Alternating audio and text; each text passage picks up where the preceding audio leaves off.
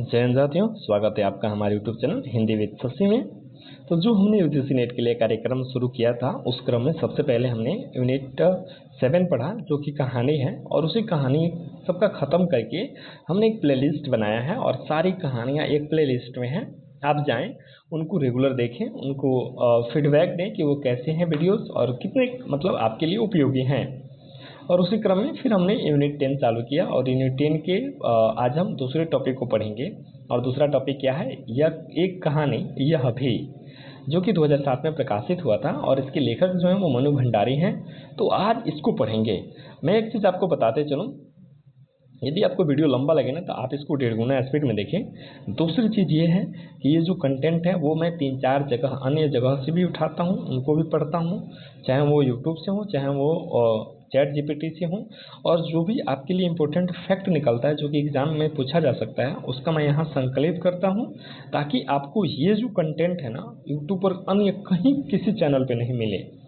तो आप एक बार भरोसा करिए, पढ़िए, फिर कंपेयर कीजिए और आप तुलना करिए। दूसरा चीज़ क्या है ना कि आपको यदि अच्छा लगे ना तो आप कमेंट्स में आकर के बताएं, कुछ अपडेट हो वो भी मुझे बताएं, फीडबैक दें, ताकि मैं इसे और बेहतर कर सकूं। तो चलिए बिना देर किए हुए आपका समय नहीं लेंगे और शुरू करते हैं अपनी इस वीडियो को।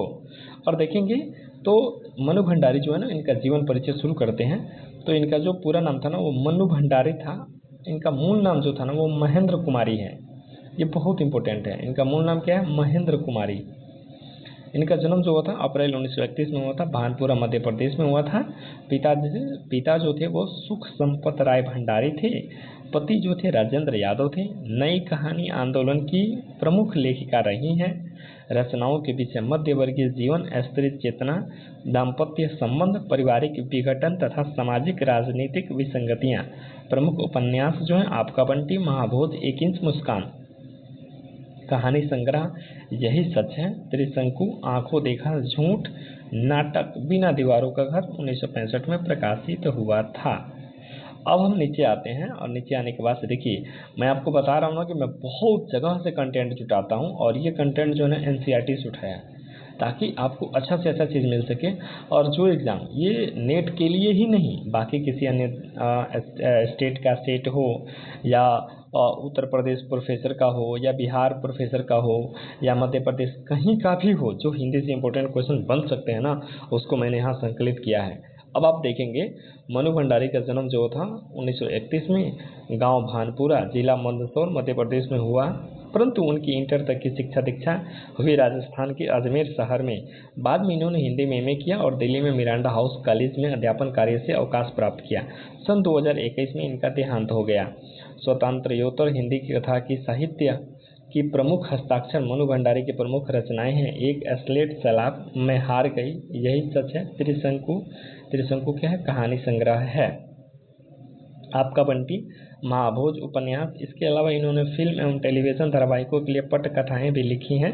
हाल ही में एक कहानी यह भी नाम से आत्मकथ्य का प्रकाशन उनकी साहित्यिक उपलब्धियों के लिए हिंदी अकादमी के शिखर सम्मान सहित अनेक पुरस्कार प्राप्त हो चुके हैं,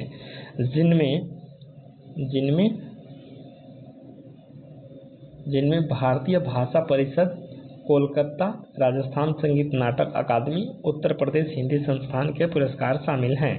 मनु भंडारी की कहानियाँ हों या उपन्यास, उनमें भाषा और शिल्प की सादगी तथा प्रामाणिक अनुभूति मिलती है। उनकी रचनाओं में स्त्री मन से जुड़ी अनुभूतियों तथा अभिव्यक्ति भी देखी जा सकती हैं। अब यहाँ से देखेंगे उन्हीं के द्वारा लिखा गया भावार्थ जो है उसको देख लेते हैं, या भूमिका जो है उससे रिलेटेड कुछ की पॉइंट्स जो बन सकते हैं एग्जाम के लिए, वो यहाँ से देख लेंगे।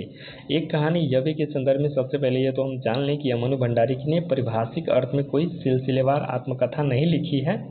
अपने आत्मकथा में उन्होंने उन व्यक्तियों और घटनाओं के बारे में लिखा है जो उनके लेखकीय जीवन से जुड़े हुए हैं।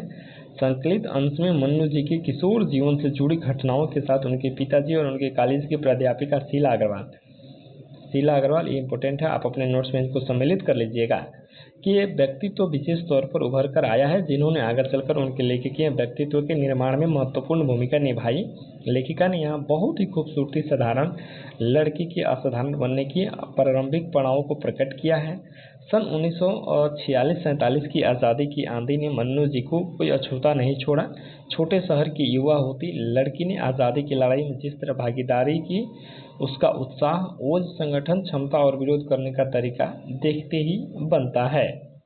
अब नीचे आते हैं, और नीचे आने के बाद से अब देखिए ये जो कंटेंट है ना, मनु भंडारी की आत्मकथा, यह कहानी है, इसके आधार पे जो है आपके लिए जो बन सकता है उसको मैंने यहाँ संकलित किया है। अब आप आइडिया लगाइए कि कहाँ कहाँ से मैं कंटेंट लेके आता हूँ ताकि आपको बेहतर चीज़ें मिल पाएँ।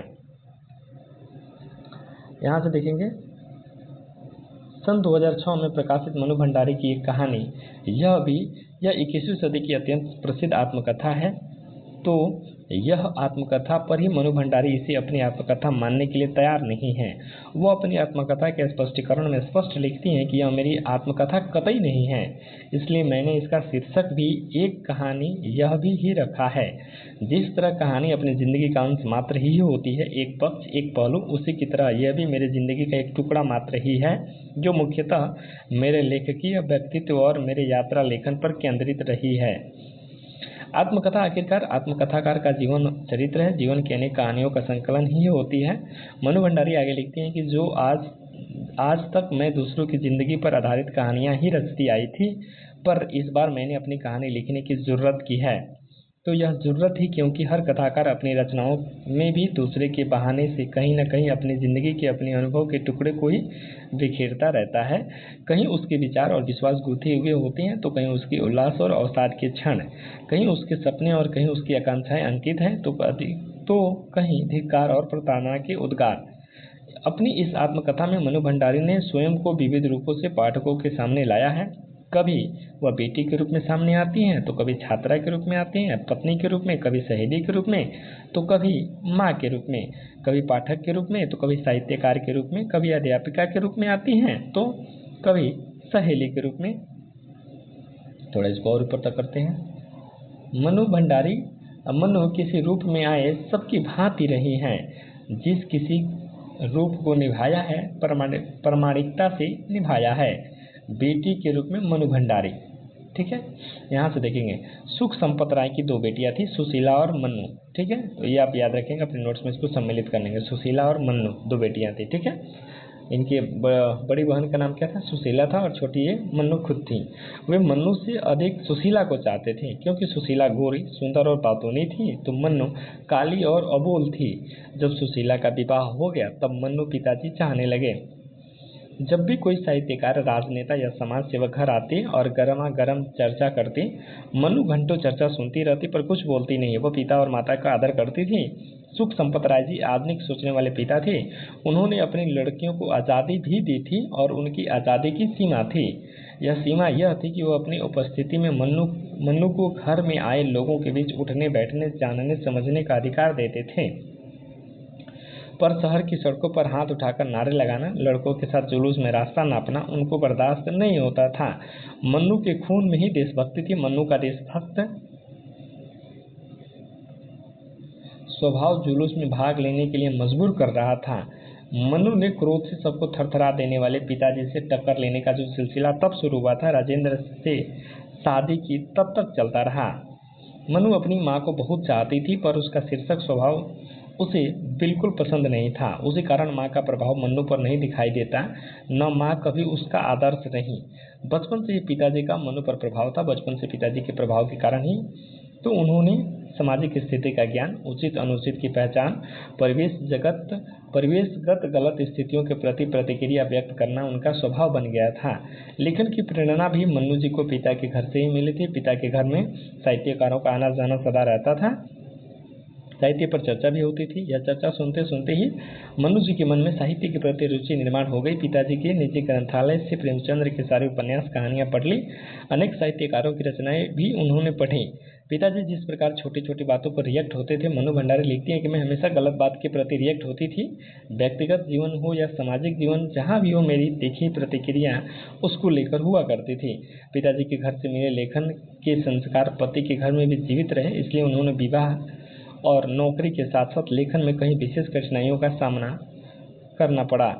छात्रा के रूप में मनु भंडारी, आप यहाँ से देखेंगे, चूँकि उनके जीवनी टाइप का है ना, तो ये सब चीज़ तो हमें देखना ही पड़ेगा। मनु ने 1941 में इंटर की परीक्षा पास की। 1949 में बहिष्ठ परीक्षक के रूप में कलकत्ता से बीए किया। 1952 में बहिष्ठ परीक्षक के रूप में हिंदी में एमए बनारस विश्वविद्यालय काशी से किया। जब 1945 में 10वीं पास करके प्रथम वर्ष इंटर की सावित्री गर्ल्स हाई स्कूल में प्रवेश लिया, तब वहाँ हिंदी की प्राध्यापिका शीला अग्रवाल थी। ठीक है, शीला अग्रवाल का बार बार नाम आता है, आप इनको याद रखिएगा। शीला जी ने बाकायदा मन्नू जी को साहित्य की दुनिया में प्रवेश कराया। मन्नू जी की पढ़ने की बहुत रुचि थी। मन्नू की साहित्य के प्रति रुचि देखकर उसे खुद चुन चुनकर पढ़ने के लिए किताबें दी। पढ़ी हुई किताबों पर बहसें की। 2 साल बीते न बीते साहित्य की दुनिया शरतचंद्र, प्रेमचंद्र से बढ़कर जैनेन्द्र, अज्ञेय, यशपाल, भगवती चरण वर्मा तक पहुँच गई और फैलती ही चली गई। छात्रा जीवन में मनु भंडारी का साहित्य पढ़ना और उस पर चर्चा करने का यह सिलसिला बढ़ता चला गया। उनको यशपाल के उपन्यास और कहानियाँ अधिक अच्छी लगती थी। यशपाल उनके प्रिय लेखक बन गए। वह लिखती हैं कि मैंने अपने हाथ खर्चे से बचाए हुए पैसों से पहली बार यशपाल के दादा कॉमरेड और पार्टी कॉमरेड यह 2 उपन्यास खरीद कर 2-3 बार पढ़े भी। तो ये इंपॉर्टेंट पंक्ति है, अंडरलाइन कर लीजिएगा। जैनेन्द्र की शून्यता उनको अधिक प्रिय लगा। अज्ञेय के शिखर एक जीवनी, नदी के द्वीप, यह 2 उपन्यास भी उन्होंने पढ़ लिए। जैनेन्द्र का त्यागपत्र और भगवती चरण वर्मा का चित्रलेखा भी पढ़े। इन सारे उपन्यासों पर शीला जी के साथ चर्चा भी की। मनु भंडारी के खून में ही देश प्रेम था, क्योंकि पिताजी कांग्रेस के सक्रिय कार्यकर्ता और समाज सेवक थे। छात्र जीवन थोड़ा सा ऊपर ले लेते हैं, इधर के जी, छात्र जीवन पढ़ लिए, त्यागपत्र ये भी हो गया। छात्र जीवन में यशपाल के क्रांतिकारी उपन्यासों का प्रभाव था। सन 1946-47 में गांधी जी के नेतृत्व में सारा देश अंग्रेजों के विरोध में रास्ते पर आ गया था। देश भर में प्रभात फेरियां, हड़तालें, जुलूस, भाषण हर शहर का चरित्र बन गया था। हर भारतीय देश प्रेम से ओत-प्रोत हो गया था। युवा तो सबसे आगे थे। मनु जी लिखती हैं कि मैं भी युवा थी। शीला अग्रवाल जोशीला बातों ने रगों में बहते खून को लावे में बदल दिया। इधर के जी लावे में बदल दिया, देखते चलेंगे, थोड़ा सा स्क्रीन पर हो जाने के बाद दिखता नहीं है। लावे में बदल दिया। मनु भंडारी ने अपने 2 साथियों के साथ अपने जोशीले भाषण से कॉलेज की सारी लड़कियों को जोश भर दिया। उनकी एक आवाज़ पर पल भर में सारी लड़कियां कक्ष छोड़कर बाहर आती थी। पल भर में कॉलेज बंद हो जाता था। मन्नू जी शहर के जुलूस का नेतृत्व करती थी। वक्तव्य कला तो उनके पास थी ही, अपने वक्तव्य और सच्चे देश प्रेम से सभी युवाओं में देश प्रेम भर देती थी। पिताजी ने एक बार मन्नू को कहा, सारे वक्तव्य से सच्चे देश प्रेम से सभी सारे कॉलेज की लड़कियों पर इतना रौब है तेरा? सारा कॉलेज तुम 3 लड़कियों की इशारे पर चल रहा है। अगर तुम लोग एक इशारा कर दो, क्लास छोड़कर बाहर आ जाओ, तो सारी लड़कियां निकलकर मैदान में जमा होकर नारे लगाती हैं। तुम लोगों के मारे कॉलेज चलाना मुश्किल हो गया है, उन लोगों के लिए नहीं। मनु भंडारी ने छात्र जीवन में मन लगाकर पढ़ाई भी की, अनेक साहित्यिक पुस्तकों को भी पढ़ा, साहित्यिक चर्चाएं भी की और देश की आज़ादी की लड़ाई में सक्रिय सहभाग ही नहीं लिया, युवाओं का नेतृत्व भी किया। वह सभी अध्यापिकाओं की प्रिय छात्रा थी। मेधावी, विनम्र और देशभक्त छात्रा होने के कारण सबकी लाडली भी थी। प्रेयसी के रूप में मनु भंडारी कलकत्ता में एक स्कूल में अध्यापिका बनी। पढ़ने लिखने का तो शौक उनको बचपन से था। साहित्यकारों के सहवास में वो बचपन से थी। साहित्यकारों और उनकी रचनाओं के प्रति आकर्षण भी था। एक बार स्कूल के ग्रंथालय के लिए ग्रंथ खरीदने थे। स्कूल के मुख्य अध्यापिका ने राजेंद्र यादव को स्कूल में बुलाया और ग्रंथ का चयन करने की जिम्मेदारी मनु जी पर सौंप दी। ग्रंथ चयन करते समय उनकी प्रथम मुलाकात राजेंद्र यादव से हुई। राजेंद्र यादव को एक श्रेष्ठ साहित्यकार के रूप में पहले से मनु जी जानती थी। मुलाकातें बार बार होती नहीं, मुलाकातों में दोस्ती हो गई, दोस्ती कब प्यार में बदल गई पता ही नहीं चला। पर जब भी ये दोनों आपस में मिलते साहित्य पर ही चर्चा करते। राजेंद्र श्रेष्ठ साहित्यकार थे, अच्छा लिखते थे, इसी कारण मनु जी उनकी ओर आकर्षित हो गई थी। कुछ ही महीनों में प्रेम विवाह और में बदल गया। अन्य प्रेमियों के समान इनके प्रेम में अश्लीलता या शारीरिक आकर्षण बिल्कुल नहीं था। मनु भंडारी एक अच्छी उदयोन्मुख लेखिका थी, इस कारण भी राजेंद्र को वह भा गई, क्योंकि वह न गोरी थी और न अति सुंदर, स्वभाव से अच्छी थी। साहित्य के प्रति उसे प्रचंड रुचि था और वह अच्छा लिखती भी थी, इसलिए उनको प्रेम हो गया। प्रेमिका के रूप में अधिक दिन नहीं रहे, कुछ ही महीनों में दोनों का विवाह हो गया। पत्नी के रूप में मनु भंडारी।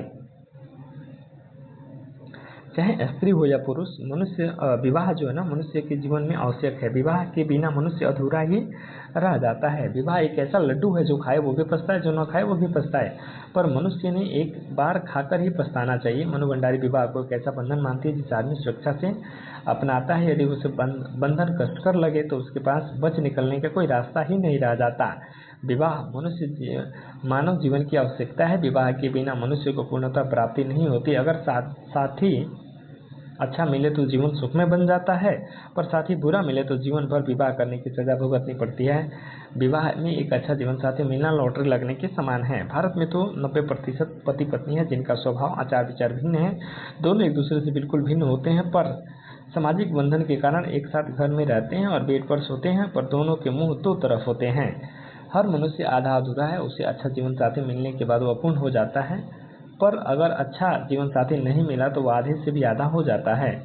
मनु भंडारी भी ऐसा ही जीवन साथी चाहती थी जो कि आधे अधूरे जीवन को पूर्ण बना दे। उसका व्यक्तिगत जीवन और साहित्यिक जीवन फले फूले। जब राजेंद्र यादव के साथ उनकी प्रथम भेंट हुई तब उनको लगा कि राजेंद्र के रूप में उसे अच्छा जीवन साथी मिल सकता है। उसने राजेंद्र के साथ पिताजी का विरोध होते हुए भी विवाह करने का निर्णय ले लिया। दोनों ने एक दूसरे के प्रति गहरा प्रेम था, पर राजेंद्र प्रेम को प्रेम ही रहना देना चाहते थे। वे मनु के साथ विवाह नहीं करना चाहते थे क्योंकि पारिवारिक जिम्मेदारियों से वे डरते थे। विवाह संस्था पर उनका विश्वास नहीं था। दूसरी बात यह है कि दिल्ली की मीता नाम की एक सुंदर लड़की से उनका प्रेम था। ये चीज़ देख लेंगे। राजेंद्र यादव को मीता नाम की एक सुंदर लड़की से उनका प्रेम था। अब थोड़ा सा नीचे आते हैं। उनका प्रेम था। राजेंद्र ने मोहन राकेश के माध्यम से मनु भंडारी को समझाने का प्रयास किया। मोहन राकेश ने मनु भंडारी को चिट्ठी में स्पष्ट लिखा था, मनु तुमको लेखक से शादी करने की बात दिमाग से निकाल देनी चाहिए। हम लोगों का क्या है, आज घर है, कल फुटपाथ पर बैठकर रुमाल भी बेचने पड़ सकते हैं। आज खाना है तो कल भूखा भी रहना पड़ सकता है। निहायत अनिश्चित और स्थिर जिंदगी के साथ बंद कर तुम कभी सुखी नहीं रह सकोगे। मनु जी राजेंद्र को जानती थी। उनके फक्कड़ स्वभाव से उनका परिचय था। वे कुछ भी नहीं कमाते, यह भी वह जानती थी। फिर भी राजेंद्र से विवाह करने का निर्णय मनु भंडारी ने ले लिया। राजेंद्र जैसे लेखक से घर परिवार की जिम्मेदारी उठाने की अपेक्षा उसने कभी नहीं की। ऐश आराम धन दौलत की अपेक्षा नहीं की। बस वह चाहते थे कि अटूट विश्वास, एक निर्द्वंद आत्मीयता और गहरी संवेदना जिसके चलते वे दोनों खूब लिख सके, अच्छे अच्छे रचनाओं का सृजन कर सके। मनु भंडारी का राजेंद्र यादव के साथ विवाह हो गया। न चाहते हुए राजेंद्र यादव शीला जी और जीजा जी दबाव में आकर विवाह के लिए तैयार हो गए। मनु भंडारी पूर्ण समर्पण के लिए तैयार थी। राजेंद्र के लिए हर मुसीबत झेलने का मन बना लिया था। उसने घर की सारी आर्थिक जिम्मेदारी उठाने के लिए तैयार थी क्योंकि उनके पास एक नौकरी थी, अच्छा वेतन था जिससे परिवार ठीक तरह से चल सकता था। पर विवाह की पहली रात मनु भंडारी के सारे सपने टूटकर चकनाचूर हो गए। वह लिखती हैं, ओफ, वह रात कलकत्ता में साथ जिंदगी शुरू करते ही लेखक की अनिवार्यता और आधुनिकता के नाम पर समानांतर जिंदगी का नुक्सा ही नहीं पकड़ाया था राजेंद्र ने, बल्कि अपनी अलमारी, बक्सों और दराजों के तालों की ऐसी चौकसी आरंभ कर दी थी कि मेरा तो दम ही घुटने लगा था। नहीं, यह तो शादी के पहले वाले राजेंद्र नहीं हैं। एक दिन जब बक्से की चाबी मनु भंडारी के हाथ लग जाती है तो बक्सा खोल कर देखती है, पत्रों और डायरियों से भरा बक्सा। डायरी और पत्रों के पढ़ते ही उनके पैरों के नीचे जमीन सरकने लगती हैं। वह लिखती हैं कि आंसुओं के बीच पढ़ते जा रही हैं और लग रहा था जैसे मेरे पांव नीचे की जमीन सरकती जा रही है। समानांतर जिंदगी के नुस्खे ने छत तो पहले ही अलग कर दी थी, अब जमीन भी खींच ली। इतना बड़ा धोखा, ऐसा छल। अब इस संबंधहीन जिंदगी को लेकर कहाँ खड़ी रहूंगी, कैसे खड़ी रहूंगी, और खड़ी भी क्यों रहूं? नहीं, जो काम राकेश नहीं कर पाए, ठाकुर साहब नहीं कर पाए, वह मुझे ही करना है। राजेंद्र को अपने से मुक्त कर देना है या फिर अपने को राजेंद्र से मुक्त कर लेना है। मनु भंडारी देखिए क्या मतलब पुस्तकें हैं, क्या लोग लिखता है, कितना बेबाक अंदाज में लिखता है। आप यहाँ से देखिए ना, मनु भंडारी ने राजेंद्र यादव से तलाक लेने का निर्णय ले लिया, अपना निर्णय सबको बता दिया। राजेंद्र बदनामी के कारण परेशान हो गए। उनको लगा कि ये संबंध टूट ही जाएंगे। राजेंद्र यादव संबंध तोड़ना चाहते थे, न मनु को छोड़ना चाहते थे। राजेंद्र ने मनु भंडारी से विनम्रता से कहा कि मनु, ये मेरे जीवन का सबसे बड़ा स्पॉट है, तुम ही मुझसे उबार सकती हो। देखो, तुम मुझे छोड़कर मत जाना, तुम मुझे छोड़कर नहीं जाओगी। तब जाकर के मनु ने राजेंद्र को छोड़ने का निर्णय लिया। तब से वे इतने कायर होते रहे कि मनु भंडारी को अपना निर्णय बदलना पड़ा। हर स्त्री विवाह के संदर्भ में अनेक सपने देखती है।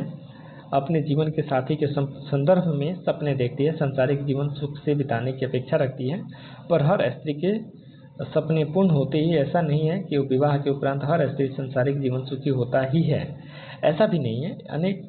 ऐसी अनेक विवाहित स्त्रियां हैं जिनका जीवन नरकमय बन जाता है। जीवन साथी संदर्भ में देखते हुए सपने टूट जाते हैं। मनु भंडारी ने वैवाहिक जीवन को लेकर के अनेक सपने देखे थे। अपने सपनों के संदर्भ में वो लिखते हैं कि बहुत सपने देखे थे, इस जिंदगी को लेकर बहुत उमंग थी, लेकिन जल्दी ही राजेंद्र की लेखकीय अनिवार्यताओं और इस जीवन से मेरी अपेक्षाओं का टकराव शुरू हो गया, जो कभी समय पर आया ही नहीं। हमेशा विवाह एक रुचि, एक पेशा, समाज संस्कृति, समाज स्वभाव को देखकर ही किया जाता है। अगर लड़का डॉक्टर है तो लड़की भी डॉक्टर देखी जाती है, लड़का अध्यापक है तो लड़की अध्यापिका हो, ऐसा सोचा जाता है। यह माना जाता है कि समाज पेशा दोनों को जीवन सुखमय बना देगा, पर दोनों पति पत्नी डॉक्टर हों, अध्यापक हों या लेखक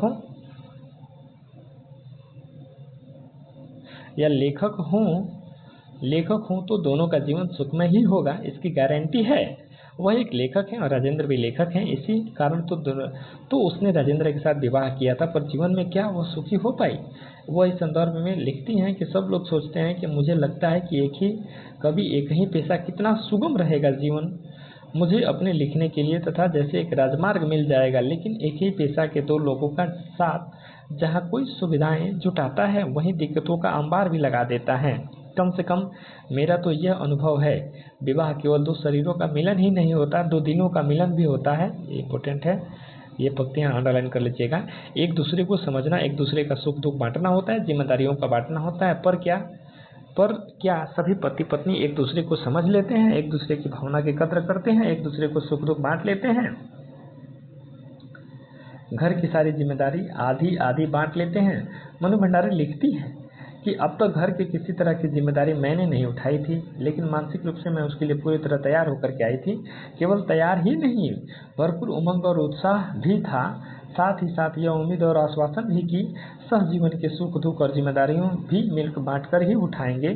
पर घर की सारी जिम्मेदारी राजेंद्र ने मनु भंडारी पर डाल दी। घर की सारी समस्याएं भी मनु भंडारी के सर पर ही आ गईं।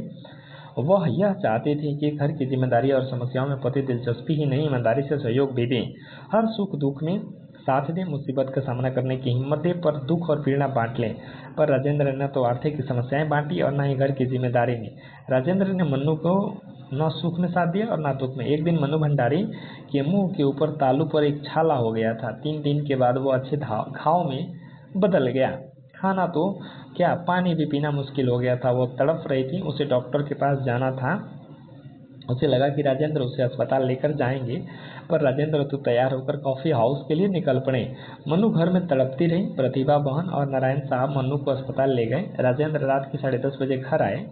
जब मनु पेट से थी, बच्चा होने को कुल 2 महीने बचे थे। राजेंद्र यादव मनु भंडारी को सुशीला के घर छोड़कर रानीखेत चले गए थे। बच्चे के जन्म की पत्नी का काम और सुशीला की जिम्मेदारी समझकर मात्र तटस्थ ही नहीं रही, इन सबसे उदासीन भी रहे। ऐसा गैर जिम्मेदार पति मिले तो कौन स्त्री सुखी रह सकती है? मनु भंडारी के पास प्रतिशोध का एक हथियार था, उनकी जुबान। गुस्से में आकर वह कहनी अनकहनी सब सुना देती थी।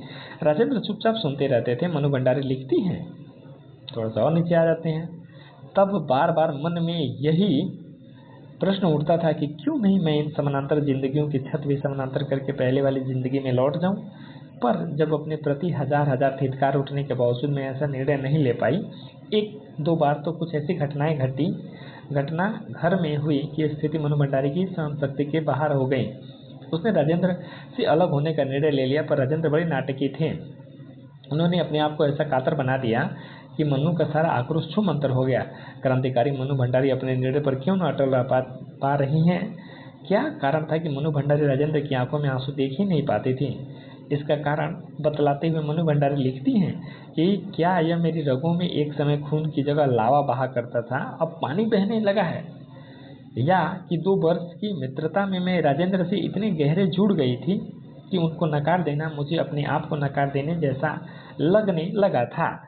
या कि पिताजी की इच्छा के विरुद्ध अपनी इच्छा से की हुई शादी को तो मैं किसी कीमत पर असफल नहीं होने देना चाहती थी। जब अरेंज मैरिज होता है, पति अच्छा न मिले तो लड़कियां माँ बाप को दोष देती हैं, पर जब वो अपने मन से फिर विवाह करती हैं, अपने मन का जीवन साथी चुनती हैं, तो जीवन साथी अच्छा न मिलने पर वह किसी को दोष नहीं दे सकती। अपनी आप को कोसते हुए विवाह विच्छेद न हो इसलिए चुपचाप सहती रहती हैं। वो हमेशा ये दिखाने के लिए प्रयास करती हैं कि मैंने जो निर्णय लिया है वो सही है। मनु भंडारी का भी राजेंद्र को न छोड़ने का शायद यही कारण होगा। राजेंद्र पुरुषी मानसिकता से ग्रस्त थे, वे अहमवादी भी थे।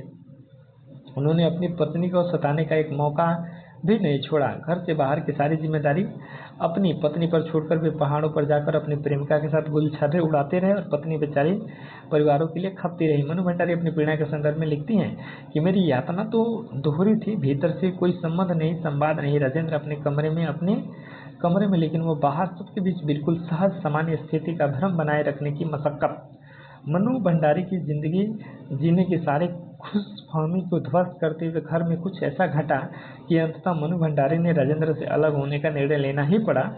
उसने राजेंद्र से स्पष्ट कहा कि बस बहुत हुआ, अब साथ चल पाना संभव ही नहीं है। राजेंद्र जी, 1 महीने में अपने लिए किसी मकान की व्यवस्था कर लीजिए, क्योंकि अब मेरा आपके साथ रहना संभव नहीं है। अच्छा है, अलग रहेंगे तो आप ज़्यादा स्वतंत्र रहेंगे और मैं भी ज़्यादा तनाव मुक्त। थोड़ा सा आगे आते हैं। 60-70 के दशक में किसी पत्नी के लिए अपने पति से कहना कि अब मैं तुम्हें छोड़ रही हूँ, आप घर में छोड़कर चले जाएं, यह एक क्रांतिकारी कदम था। पुरुषों ने तो सदियों से स्त्री को घर से निकाल दिया था, पर आज एक स्त्री जो है पति को घर से निकाल कर बाहर करे, बहुत हुआ तो ऐसा निर्णय दोनों की सहमति से हो। केवल पत्नी की इच्छा और पहल पर ऐसा निर्णय ले ले और पुरुष उसे सहज भाव से स्वीकार कर ले, यह तो स्त्रियों की बराबरी का दावा करने वाले, उनके अधिकारों का डंका पीटने वालों के लिए भी संभव नहीं था। ऐसा निर्णय मनु भंडारी केवल इस कारण ले पाई कि वह स्वावलंबी थी, अपने घर की मालकिन थी और घर को वह अपने पैसों पर चलाती थी। घर के स्वामी होने के कारण, स्वतंत्रता होने के कारण यह निर्णय निडरता से ले पाई। उनका यह कदम स्त्रियों के लिए एक आदर्श था, पतियों के लिए खतरे की घंटी। मनु भंडारी का यह निर्णय सुनकर मित्रों रिश्तेदारों को हलचल मच गई। सभी के लिए एक स्त्री द्वारा लिया गया निर्णय अलग ही था। कमलेश्वर जी ने राजेंद्र को बार बार समझाया कि तुम अगर मनु से विच्छेद नहीं चाहते हो तो तुम्हें उन कारणों को तो दूर करना ही होगा जिन कारणों से मनु ने यह निर्णय लिया है। लेकिन राजेंद्र तो जिंदगी की अपनी शर्तों पर जीना चाहते थे। वे अपनी पत्नी से अपेक्षा रखते थे कि उनकी हर बात को सहज भाव स्वीकार करे। गिरिराज किशोर और बास चटर्जी ने मनु जी को समझाने का प्रयास किया। वो इस बार अपने निर्णय में अटल थी। उसने वासुदा से हाथ जोड़कर कहा कि नहीं वासुदा, अब नहीं। जब तक मैं निभा सकती थी निभा दिया, जब तक बर्दाश्त कर सकती थी कर लिया, लेकिन अब और नहीं। अब तक एक पत्नी होने के नाते मनु जी ने राजेंद्र से सब कुछ कहा, उनसे जुड़ रही और इस आशा से कि एक ना एक दिन राजेंद्र में परिवर्तन होगा, वे बदल जाएंगे और हमारा सांसारिक जीवन आसान होगा। वह लिखती हैं कि नहीं जानती इसे अपना धैर्य कहूँ, बेशर्मी या कौन जाने मेरे मन में राजेंद्र के प्रति लगाव है या कुछ ऐसे सूत्र बचे थे जो इतना सब बर्दाश्त करने के बाद भी टूटते नहीं थे। मैंने राजेंद्र के साथ एक निहायत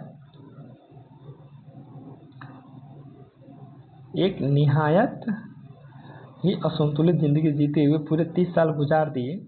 इसी कारण तो मैं राजेंद्र को यह विश्वास हो गया था कि उनकी पत्नी से कैसा भी बर्ताव करे वो उसे छोड़ नहीं सकती। वो उनके साथ लड़ेगी झगड़ेगी पर उनको घर में कभी नहीं निकालेगी। पर आखिर राजेंद्र को घर छोड़कर जाना ही पड़ा। पर 6 महीने के बाद राजेंद्र अपना सारा सामान लेकर वापस आ गए। भारतीय पत्नी होने के नाते मनु जी भी उनको नहीं रोक पाई। वह इस संदर्भ में लिखती हैं, नहीं जानती कि यह मेरी कमजोरी थी या मेरे संस्कार या कहीं ऐसा तो नहीं कि मेरे भीतर यह उम्मीद जग गई हो कि इस घटना के बाद शायद उन्हें अपनी गलतियों का एहसास हुआ है पर ऐसा नहीं हुआ था। ऐसा कुछ भी नहीं था।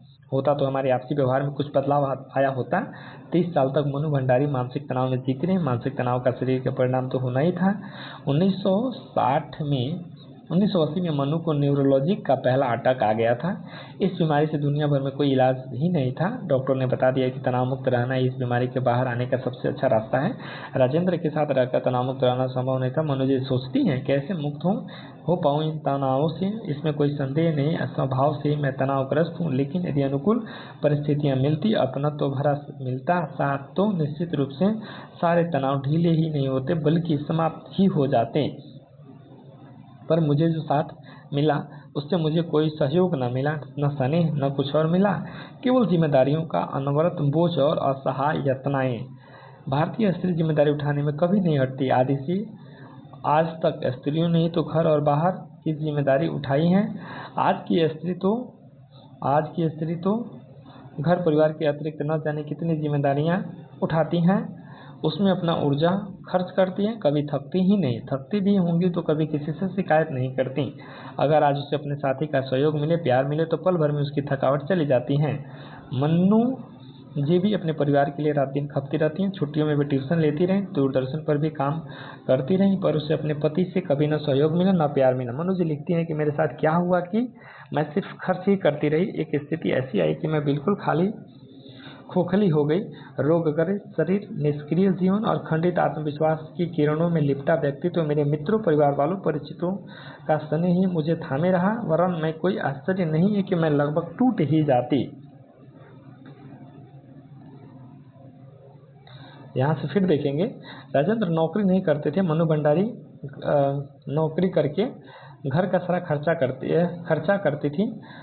बेटी भी 3 साल की हो गई थी। उसे संभालने का सबसे बड़ा निर्माण हो गया था। मनु चाहते थे कि राजेंद्र तो घर पर ही रहते हैं, उन्होंने रचना को संभालना चाहिए। उनकी बेटी कौन थी? रचना थी। रचना को संभालना चाहिए था, पर राजेंद्र पुरुषी मानसिकता से ग्रस्त थे। वे मानते थे कि बच्ची को संभालना, घर का काम करना, सबकी सेवा करना यह तो घर की औरतों का ही काम है। अगर पत्नी नौकरी करे, राजेंद्र घर में बेटी को संभालने, तो लोग कहेंगे कि आयागिरी कर रहा है। पर किसी सूरत में मित्रों का यह कहना राजेंद्र सह नहीं सकते थे। जैसे कि अब विधि लिखित ही है कि घर का सारा काम बच्चों की संभालने की जिम्मेदारी औरत की ही है।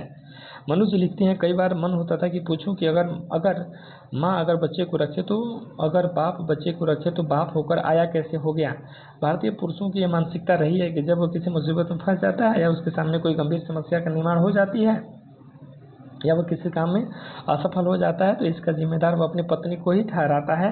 सारा दोष वो अपनी पत्नी के माथे पर थोप देता है। राजेंद्र यादव जब भी मुसीबत में फंस गए, समस्याओं से घिर गए, तो इसका जिम्मेदार मनु जी को ही ठहराते रहे। मनु जी लिखती हैं कि अपनी प्रतिभा, क्षमता, योग्यता के प्रति पूरी तरह से अस्वस्थ होने के बावजूद इस स्थिति के कारण वह बेहद फ्रस्ट्रेटेड महसूस करते थे, और जब तक इसका दंश मुझे ही झेलना पड़ता था। कारण कुछ भी हो, कटघरे में तो मुझे ही खड़ा किया जाता था, और बिना शब्दों के प्रहार करने की कला से मैं चाहे कितना भी अनभिज्ञ हो, आहत तो मैं ही होती थी।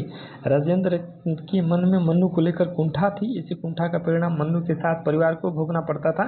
1991 में मनु भंडारी की सेवा निवृत्ति हो गई। विष्णुकांत शास्त्री ने उनकी चयन प्रेमचंद्र सृजन पीठ निर्देशक के पद पे किया। इसका कार्यकाल उज्जैन में था। मनु भंडारी वह पद स्वीकार करने का निर्णय लिया। इसकी कानो कान खबर राजेंद्र जी को नहीं थी।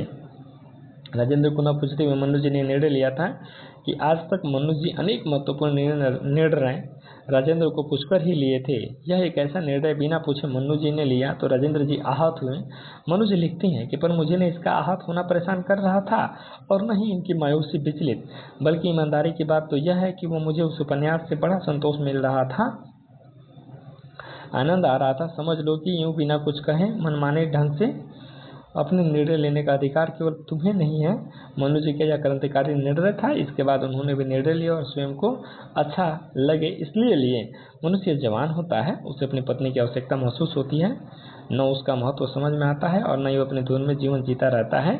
अपने जवानी के दिनों में अपनी घरवाली से बाहर वाली अधिक प्रिय लगती है। बीमारियों से उसकी ओर बढ़ने लगती है, तब उसे बाहर वाली से अधिक घरवाली का अधिक महत्व समझ में आने लगता है। राजेंद्र जी की भी उम्र ढलने लगी थी। इस बार 3.5 साल तक बाहर रहे थे। 3.5 साल तक मन्नू जी ने उन्हें अपने घर में आने ही नहीं दिया। उम्र के इस पड़ाव पर आकर उन्होंने भी हर कीमत पर घर की पत्नी की आवश्यकता महसूस हो रही थी। मन्नू जी ने जन्मदिन पर बिना सूचना दिए टिंकू और दिनेश के साथ प्रकट हो गए। मन्नू जी लिखती हैं कि मैं हैरान ही नहीं, आत्मीयता का भूख मेरा मन सचमुच विभोर हो गया था उस दिन।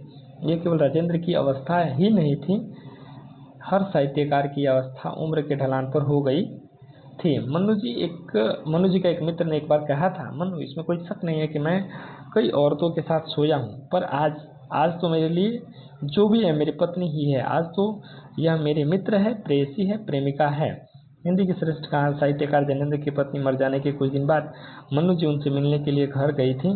तब अस्वस्थ होकर के उन्होंने कहा था, जानती हो मन्नू, जब थी तो कभी दिखाई देती है, अब उसके बिना कुछ सोचता ही नहीं। अंतिम पड़ाव में ये पति, पहले जब पत्नी मर जाती है, पति अकेला हो जाता है, इस पड़ाव में उसे पत्नी की जरूरत होती है। पर वह अगर उसे छोड़कर चली जाए तो उसे पत्नी का महत्व समझ आने लगता है और न होने का दुख भी सताता रहता है। यह अवस्था बुढ़ापे में हर विधुर पति की ही हो। मनुज लिखती हैं कि मैं सोच रही थी कि जब अपने प्रेमिका के साथ मस्ती भरी रातें गुजारा करते थे, उसकी रातें कैसे आंसुओं में डूबी गुजरती होंगी। नहीं, उस समय के लिए पत्नी का कोई अस्तित्व ही नहीं रह गया होगा। आज उम्र के इस पड़ाव पर आपको ज़रूरत है तो केवल अपनी देखभाल के लिए, अपनी सेवा शुश्रूषा के लिए हो गई। पति द्वारा पीड़ित पत्नियों की संख्या अनगिनत है। केवल अनपढ़, गरीब या घरेलू काम करने वाली स्त्रियों का शोषण नहीं होता, उच्च शिक्षित, नौकरी पेशा स्त्रियों भी पति द्वारा पीड़ित हैं। लेखकों की पत्नियां तो अधिक पीड़ित हैं। लेखक तो यह बड़ा संवेदनशील प्राणी माना जाता है। किसी का भी दुख देखकर वह दुखी हो जाता है, फिर उसे अपनी पत्नी का दुख क्यों नहीं दिखाई देता। मनु भंडारी लिखती है, नहीं जानते इसे पत्नियों के जीवन में विडंबना कहूँ या लेखकों के जीवन की, पर है इतनी बड़ी सच्चाई जिसे झेलने भोगने के लिए लेखक को अपनी पत्नी अभिशप्त है। पर 60 साल की उम्र पार करते ही ये चिर उपेक्षित पत्नियों उनकी जिंदगियों की अनिवार्यता बन जाती हैं। मनु भंडारी ने राजेंद्र को अनेक बार माफ किया, इस आशा से कि इनके व्यवहार में, स्वभाव में यह परिवर्तन आएगा। पर कुछ दिन राजेंद्र अच्छे रहते, फिर उनको झटका आ जाता और वे पहले जैसा ही रहने लगते। इनके इस व्यवहार में मन्नू जी के मन इनके प्रति वितृष्णा के साथ साथ एक गहरी नफरत भी भर गई थी। वह अपने पुराने निर्णय पर लौट आई। फिर उसने आदेश दिया, बस अब और एक दिन भी नहीं, पहले की तरह वह इस घर में लौटने की कोशिश भी मत करना। बार बार यह तमाशा मेरे लिए असह्य हो गया है। जल्दी जल्दी घर ढूंढिए, हमेशा के लिए शिफ्ट हो जाइए। आज 16 साल से मन्नू राजेंद्र से अलग रह रही हैं। अब तो 1 साल पूर्व राजेंद्र भी नहीं रहे। अब कोई स्त्री प्रेम विवाह करके अपने माता पिता को छोड़कर पीवर के साथ विवाह करती है तो उसे माता पिता को छोड़ने की पीड़ा तो होती ही है, पर पति को छोड़कर जब वो अलग रहने लगती है तो वह पीड़ा अधिक भयानक होती है। माता पिता को छोड़ने के बाद उसे पति का सहारा मिलता है, तो उस प्रेम से भरे सहारे में वो अपने माता पिता के प्रेम को भी भूल जाती है। पर जब उसे पति साथ छोड़ना पड़ता है तब वो अकेली हो जाती है। राजेंद्र को हमेशा के लिए छोड़ने का बाद मनु जी कोई भी व्यवस्था हो गई थी। अपनी मानसिकता का चित्रण वो इस प्रकार से करती हैं, इससे कोई संदेह नहीं है कि मैं आज बिल्कुल अकेली हो गई हूँ, पर राजेंद्र के साथ रहते हुए भी तो मैं बिल्कुल अकेली ही थी। आज सारे तनावों से मुक्त होने के बाद वो अकेले रह करके भी अकेलेपन महसूस नहीं होता। आज कम से कम अपने साथ तो हूँ। अगर पति पत्नी के साथ रहने का सुख न मिलता हो, सुख से अधिक दुख या पीड़ा ही होती है, तो दोनों एक दूसरे से लिए अलग हो जाना चाहिए। अलग अलग रह करके अपना सुख तलाशना चाहिए। विवाह विच्छेद के बाद भी दोनों आपस में मिलते रहे, फ़ोन पर बात करते रहे, साथ कभी नहीं रहे, क्योंकि अब इस संबंध में मधुरता नहीं। उनके संबंधों के बारे में मनु कहती हैं कि आज मेरे और राजेंद्र के संबंधों के बारे में कोई पूछे तो मैं कहूँगी शत्रुता नहीं, बिल्कुल नहीं, कटुता, झूठ बोलूँगी। यदि कहूँगी बिल्कुल नहीं तो कोई अतीत की घटना अगर कभी मन में उभर आए या वर्तमान की भी राजेंद्र द्वारा जब तक कही जाने वाली कुछ बातें, याद आने वाली कुछ हरकतें आज भी मन में कटुता तो ले ही आती हैं, पर यह अस्थायी भाव बिल्कुल नहीं है। बस उभरी और थोड़े समय के बाद ही बिला भी गई। सहमी मुश्किल से 5-7% बातों में ही हम सहमत हो पाते हैं। मित्रता नहीं है। मित्रता जो एक बात पर अंतर रंगता निहित रहती है वह हमारे बीच नहीं है। आज हम दोनों के बीच अगर कुछ है तो वह निरंतर चलने वाला एक निहायत औपचारिक संवाद, सूचनाओं और कह बांट सकने वाली निहायत छोटी छोटी समस्याओं का आदान प्रदान और समाधान। मनु भंडारी लगभग 30 साल तक राजेंद्र के साथ रहीं। राजेंद्र के द्वारा पीड़ा को झेलती रहीं। बीच बीच में कुछ साल तक अलग रहीं, पर जब भी राजेंद्र माफ़ी मांगते हुए घर में प्रवेश कर लिया, उसने कभी नहीं रोका। एक शोध छात्रा ने मनु जी से सवाल किया कि राजेंद्र ने जो किया, क्या आप क्यों नहीं अलग हो गई? हो सकता है कि आप भी एक यशस्वी प्रतिभाशाली लेखक के मुँह से मुक्त न हो पाई हो। इस प्रश्न को सुनकर मनु जी थोड़ा अस्वस्थ हो गई थी। स्वस्थ होकर के कहती हैं कि यह मेरा मुंह ही था, एक गहरा लगाव, पर व्यक्ति राजेंद्र के प्रति उसका लेखक होना शुमार था, यशस्वी होना कतई नहीं। उनका यश चाहे कितना फैला हो, जहाँ जहाँ तक फैला हो, मैंने उस यश की सीढ़ी न तो अब तक अपने लिए कुछ पाया है और न चाहा है। हाँ, यह बात सही है कि मनु जी ने की जो रचना लिखी वह छप कर आई, प्रकाश और पाठकों में उनका बड़ा गुणगान आया। मनु जी के अधूरे उपन्यास को 1 जनवरी 1961 में दोनों का सहयोगी उपन्यास 1 इंच मुस्कान ज्ञानोदय में छपना शुरू हुआ। पहला अध्याय राजेंद्र का छपा और दूसरा मनु जी का। दूसरा अध्याय छपने के कुछ दिन बाद ज्ञानोदय के संपादक शरद देवड़ा कुछ पत्र लेकर मनु जी के घर आए और बोले, क्या बताऊँ राजेंद्र जी, पहले अध्याय पर तो कोई पत्र आए ही नहीं, सिवाय इस प्रयोग को लेकर के कि अब देखिए ना मनु जी के अध्याय पर कितने प्रशंसात्मक पत्र आए हैं। इस वाक्य से राजेंद्र के अहम को चोट पहुंची। राजेंद्र ने देवड़ा जी को चिंतन गंभीरता कहा, देखा देवड़ा जी, एक बात अच्छी तरह समझ लो कि मेरे लेखन में गंभीरता है, गहराई है। तुम क्या सोचते हो? बात को बीच में ही काटकर देवड़ा जी बोले, देखिए राजेंद्र जी, मैं संपादक हूँ, सो मेरा एक अनुरोध है आपसे कि आपको ये चिंतन पाठकों की चिंता न बन जाए कहीं। मनु जी लिखती हैं कि सन 1970 में आपका बंटी धारावाहिक के रूप में छपना सन 1982 में महाभोज मंचन के नाम की काफ़ी धूम मचा दी थी, वह केवल अपनी बलबूते पर। ठीक है, इसको आप अंडरलाइन कर लीजिएगा और ये सारा जो पंक्तियां हैं ना, ये याद रखिएगा, अपने नोट्स में सम्मिलित कर लीजिएगा। ठीक है, मनु जी स्वयं कहती हैं और कब कब क्या होता है उस चीज़ का यहाँ दिया है। ठीक है, बलबूते पर नाटक फिल्म जिस दिशा में कदम बढ़ाया सफलता ही मिली। 2 बार जर्मनी से निमंत्रण मिला, लेकिन वह भी बिल्कुल अपने ही बलबूते पर यह तो बातें भी सही कि राजेंद्र का प्रभाव मनु जी पर था। उन्होंने इसे सहर्ष स्वीकारा भी। राजेंद्र एक अच्छे लेखक थे, इसलिए तो मनु जी उनकी ओर आकर्षित हो गई, उनके साथ विवाह किया। वह स्पष्ट लिखती हैं कि राजेंद्र के व्यक्तित्व का एक पक्ष जहाँ मेरी हीनता ग्रंथि परत दर परत चढ़ाकर मेरे आत्मविश्वास को खंडित करता रहा, वही दूसरा पक्ष आत्मविश्वास अर्जित करने में सहायक ही नहीं रहा, बल्कि लिखने के लिए मुझे बार बार प्रेरित भी करता रहा। मेरी कई कहानियाँ और उपन्यासों के शीर्षक भी राजेंद्र ने ही रखे हैं। घर में नई से नई पुस्तक और पत्रिकाओं का आना, सभी तरह के साहित्यकारों के जमावड़े, उत्तेजक बहसें, गप गोष्ठियाँ मेरे लेखक के लिए बड़ा प्रेरक था। यह वातावरण मेरे मूल प्रेरणा स्रोत मनु राजेंद्र के साथ रही तो उनके प्रति लगाव के कारण ही उनसे अलग हुई तो अपनी मुक्ति के लिए। मनु भंडारी ने अनेक बार हमेशा के लिए राजेंद्र यादव से अलग होने का निर्णय लिया, पर उनसे यह अलग नहीं हो पाई। उसके रचना नाम की एक बेटी थी, ये याद रखेंगे, अपने नोट्स में सम्मिलित कर लेंगे। रचना नाम की एक बेटी थी, उसी बेटी को माँ बाप दोनों प्यार से मिले, अच्छे संस्कार मिले, इस कारण राजेंद्र से अलग होने का निर्णय टालती रही। वह लिखती हैं कि टिंकू उस समय 9 वर्ष का था। टिंकू नाम का एक बेटा है इनका, ये भी आप अंडरलाइन करके और अपने नोट्स में सम्मिलित कर लीजिएगा। वर्ष का किधर गया जी? टिंकू 9 वर्ष का था।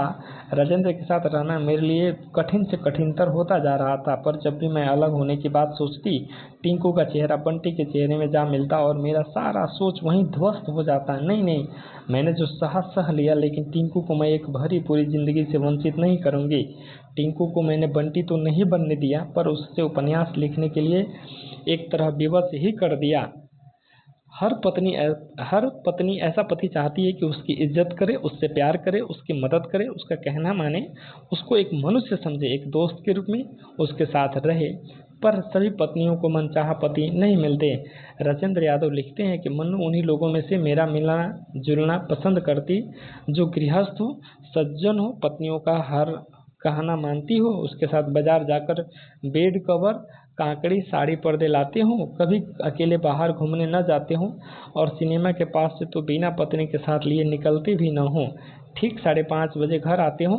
राजेंद्र तो बिल्कुल ऐसे थे जो मनाया करते थे। ऐसे पति के साथ मन्नू जी कैसे खुश रहते हैं। ये तो रहा ओवरऑल जो है मनु भंडारी के द्वारा ये कहानी। यह भी अब क्या करेंगे ना, एक दूसरी पुस्तक के जो नोट्स हैं, उस नोट्स में इस टॉपिक के बारे में क्या क्या इंपॉर्टेंट फैक्ट्स हैं जो कि आपके एग्जाम में बन सकते हैं, अब उसको देखेंगे। क्योंकि मेरा एक ही उद्देश्य है कि सारे कंटेंट को शामिल करना जो आपके लिए इम्पोर्टेंट बन सकता है, कुछ भी छूटना नहीं चाहिए।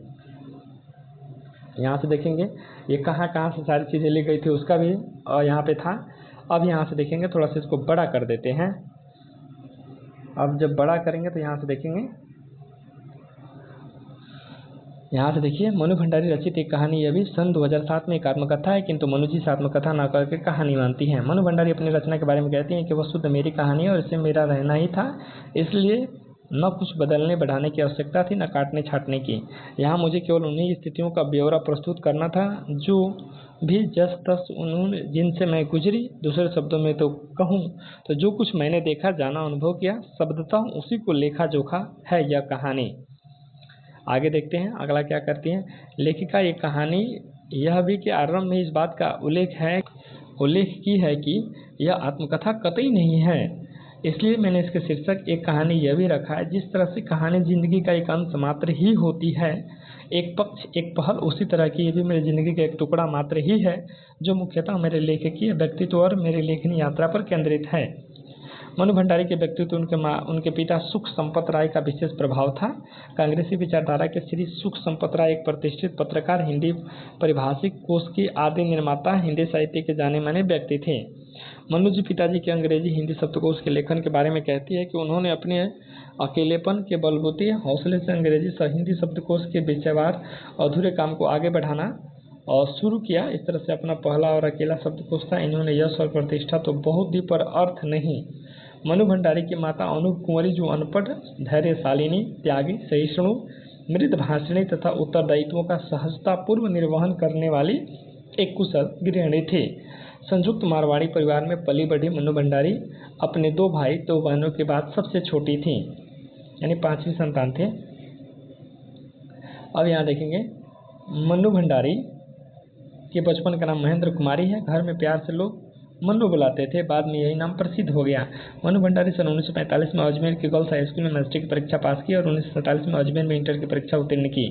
बचपन से मनु भंडारी स्वतंत्रता संग्राम में सक्रिय रहा करती थी। विद्यार्थी द्वारा अजमेर कॉलेज में हड़ताल करना, कॉलेज बंद करवाना आदि मुख्य भूमिका निभाती थी। लेखिका के अंदर साहित्य का बीजारोपण करने का श्रेय हिंदी की प्राध्यापिका शीला अग्रवाल को जाता है। ये इंपॉर्टेंट है, इसको शामिल कर लीजिएगा, मैंने ऊपर भी चर्चा किया था।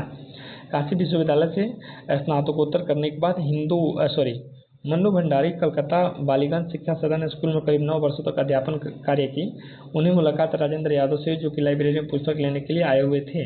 अपने ही विद्यालय में राजेंद्र यादव से हुई भेंट और उनके प्रति आसक्ति के बारे में मनु भंडारी कहती हैं, राजेंद्र की मित्रता अब धीरे धीरे दूसरी ओर मुड़ चली और एक परिवर्तन एक तरफा तो था नहीं, उसमें बराबरी की सहमति ही नहीं, सहयोग भी था। परिणाम यह होगा कि मेरे लेखकीय उत्साह उमंग में रोमानी रंग भी उभरने लगे। मनु भंडारी पिता के विरुद्ध राजेंद्र यादव से सन 1959 में विवाह कर लेखक या विवाह करने के में उनका कहना है कि एक ही रुचि, एक ही पेशा, कितना सुगम रहेगा जीवन। मुझे अपने लिखने के लिए तो राजमार्ग मिल जाएगा, लेकिन एक ही पेशे से 2 लोगों के साथ जहाँ सुविधाएं जुटाता है वहीं दिक्कतों का अंबार भी लगा देते हैं। कम से कम यही अनुभव है। ये ऊपर मैंने चर्चा भी किया था, यहाँ भी आ गया, बोला वहाँ भी था कि अंडरलाइन कर लीजिएगा। यद्यपि राजेंद्र यादव से शादी करने के बाद उनके समानांतर जिंदगी की एक लेखिका बहुत क्षुब्ध होती रही। मनु भंडारी राजेंद्र यादव के दाम्पत्य सोच के बारे में कहती हैं कि जिंदगी जो है, छत जरूर हमारी एक होगी लेकिन जिंदगी अपनी अपनी होगी, बिना एक दूसरे की जिंदगी में हस्तक्षेप किए, बिल्कुल स्वतंत्र, मुक्त और अलग। मनु भंडारी ने सन 1961 में एक पुत्री को जन्म दिया। एक साहित्यिक रचना नाम रखा, वैसे प्यार से इसे टिंकू कहा जाता था। ठीक है, अच्छा, एक ही बेटी थी, ठीक, रचना और टिंकू दोनों उसी का नाम है। टिंकू को बंटी नहीं बनने दिया।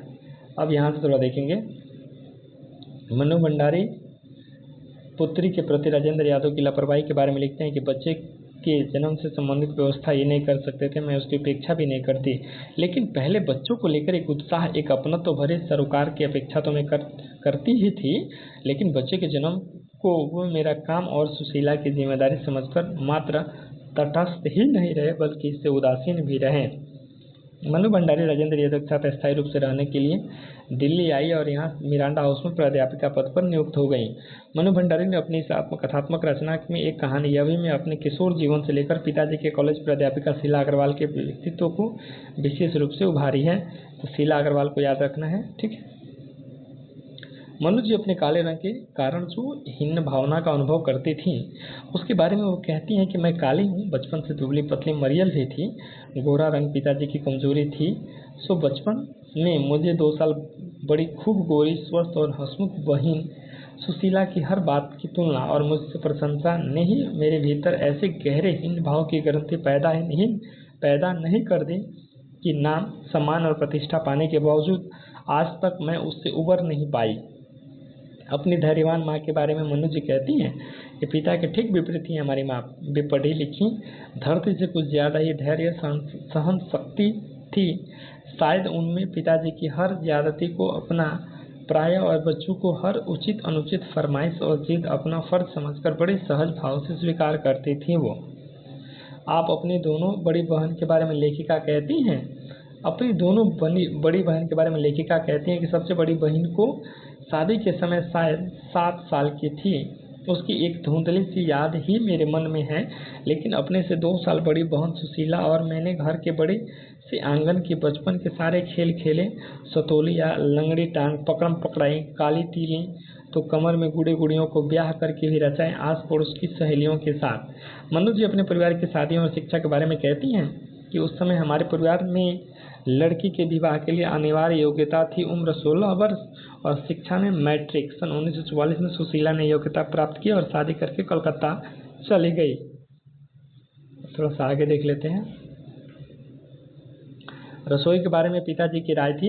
इसके बारे में वह कहती हैं कि रसोई को तो भटियार खाना कहते थे और उनके हिसाब से वहाँ रहना और क्षमता और प्रतिभा को भट्टी में झोंकना था। इसको भी अंडरलाइन कर लीजिएगा और अपने नोट्स में सम्मिलित कर लीजिएगा, बहुत इंपॉर्टेंट पंक्तियाँ हैं। पिताजी के बारे में मन्नू जी कहती हैं कि घर आए दिन विभिन्न राजनीतिक पार्टियों के जमावड़े होते रहते थे और जमकर बहसें होती थी। बहस करना पिताजी का प्रिय सगल था। चाय पानी नाश्ता देने जाती तो पिताजी भी मुझे वहीं बैठने को कहते। वे चाहते थे कि मैं भी वहीं बैठूं, सुनूं और जानूं कि देश में चारों ओर क्या कुछ हो रहा है। अपने college Savitri girls high school में हिंदी की प्राध्यापिका शीला अग्रवाल के बारे में लेखिका कहती हैं कि शीला अग्रवाल ने साहित्य का दायरा ही नहीं बढ़ाया, बल्कि घर से बाहर चार दीवारी के बीच बैठकर देश की स्थितियों को जानने समझने का जो सिलसिला पिताजी ने शुरू किया था, उन्होंने वहां से खींचकर उसे भी स्थितियों की सक्रिय भागीदारी में बदल दिया। पिता की दुर्बलता के बारे में मन्नू जी कहती हैं कि यश कामना बल्कि कहूँ कि यश लिप्सा पिताजी की सबसे बड़ी दुर्बलता थी और उनके जीवन की धुरी थी। यह सिद्धांत कि व्यक्ति को कुछ विशिष्ट बनकर जीना चाहिए था, कुछ ऐसे काम करते रहना चाहिए था कि समाज में उसका नाम हो, प्रतिष्ठा और वर्चस्व हो।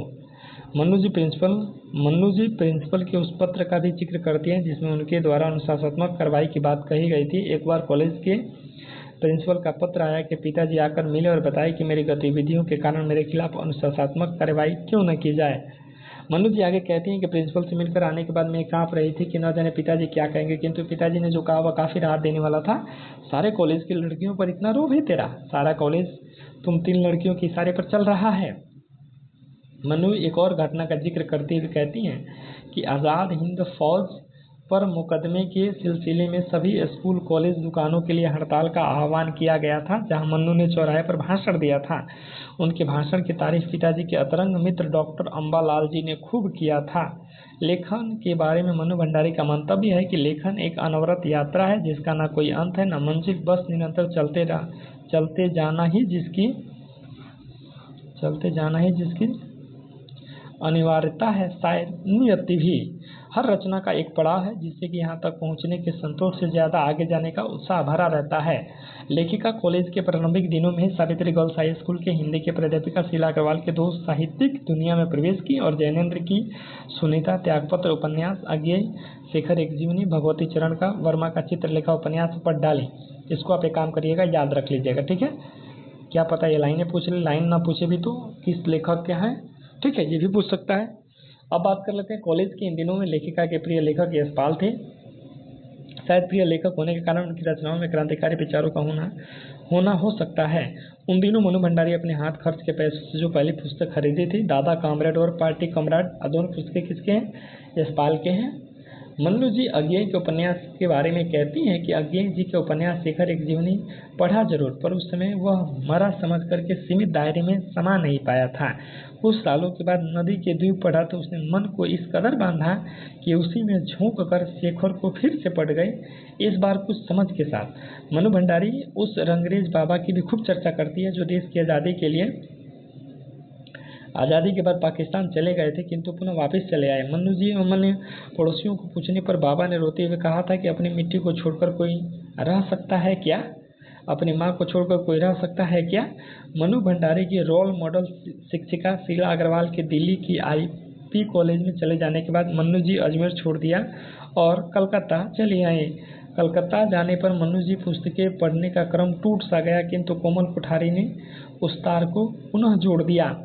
मन्नू जी कोमल कोठारी के बारे में कहती हैं, कलकत्ता जाने के बाद पुस्तकें पढ़ने का जो क्रम टूटा था उसे जोड़ा कोमल कोठारी ने।